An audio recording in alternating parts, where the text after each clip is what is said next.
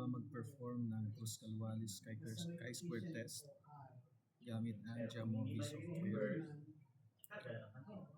Naka-load na po ang ating data rito sa left portion. Let's consider the following steps in performing the Kruskal-Wallis chi-square test. First is to click the Analyze. Second is to choose the ANOVA. Next is to select this Kruskal-Wallis.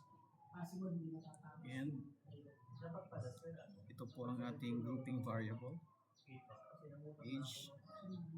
And let us choose the dependent variables, effectiveness, efficiency, and appropriateness. Transfer to the dependent variables box. Check the effect size.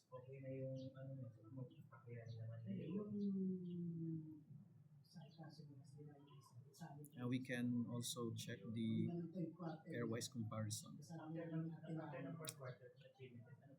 We can see from the results that there is a significant difference in the effectiveness, efficiency, and appropriateness when grouped according to the age of the respondents. This gender is excluded from the analysis.